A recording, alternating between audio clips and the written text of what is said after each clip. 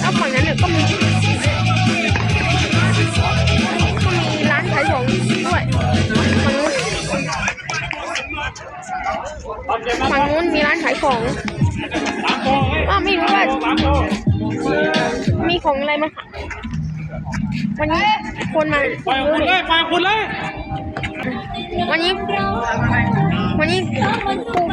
ครูมาชมด้วยไม่ว่า4 คนหรือ5 คนน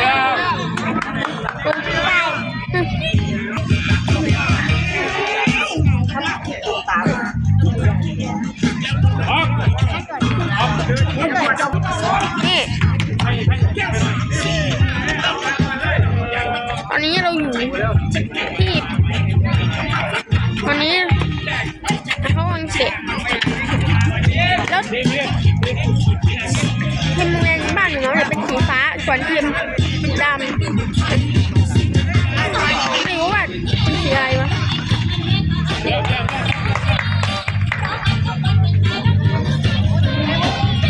ตอนนี้ยังไม่มีใครเตะเข้าประตูเลยโอเคเดี๋ยวพักแค่นี้ก่อนอ้ำชมตอนถัดไปได้เลย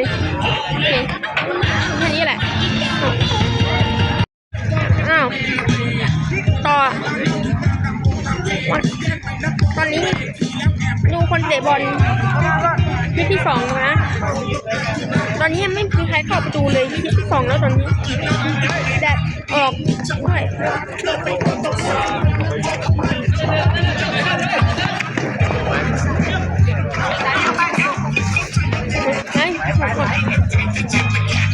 วันนี้มีครูมาชมด้วย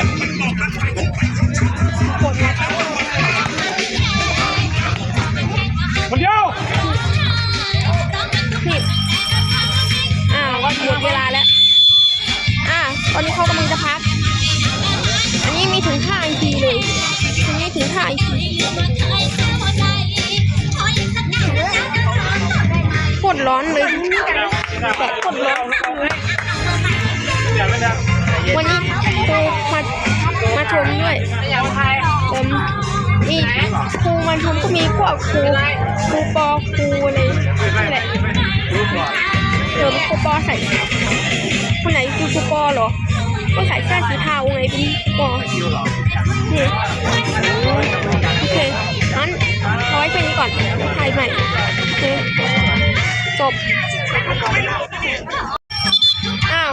อันนี้กำลังจะเริ่มอีกนะเริ่มเลยนี่ครูเป็นโคมาทัศสีก็มีคนนั่งนู่นด้วยแดดออกโคตรร้อนเลยแดด5 โมงไปอีกทางดูวันนี้เขากำลังเตะไปคนเดียวครับนี่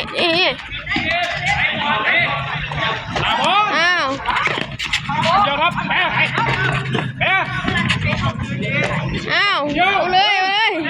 เอาเลยตอนนี้ยังไม่มีใครเตะเข้าประตูเลยเขาแล้วทีมนั้นคือทีมโรงเรียนอะไรทุกคนช่วยคอมเมนต์มาด้วยโอเคงั้นเดี๋ยวพักแค่นี้ก่อนถ่ายใหม่มาตัวด้วยมาโอเคเอาไปดูคนเตะบอลกันเลยคุณใจเย็นวุ้นฝั่งก่อนพี่เป็นก่อนฝั่งนู้นก็จะมีร้านขายของฝั่งนี้ก็มีเกือบจะโดนแล้ว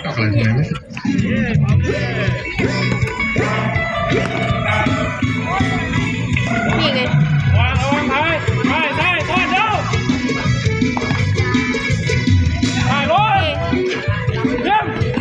ยังมีใครเตะเข้าประตูเลย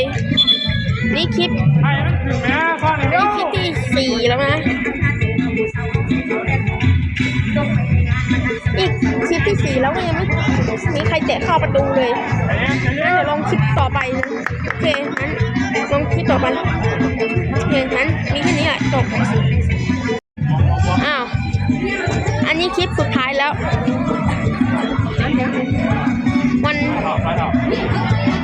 นี้คนมาโคตรเยอะเลยวันนี้ว่าจะเตะเข้าประตูไหม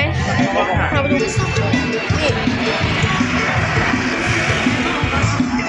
เสียงมอเตอร์ไซค์เหรอ ตั้งไว้ตั้งไว้ นี่ เก็บรับเก็บรับ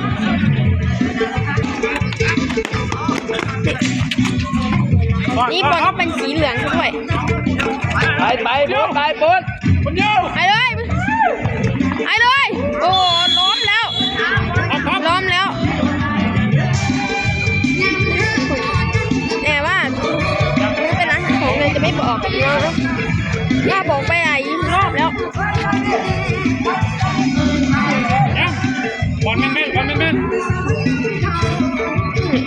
โอเคงั้นคลิปเตะบอลมีแค่นี้แหละครบ5 คลิปแล้ว โอเค แต่ตอนนี้ยังไม่มีใครเตะเข้าประตูเลย โอเค ก็ใครชอบคลิปนี้ก็กด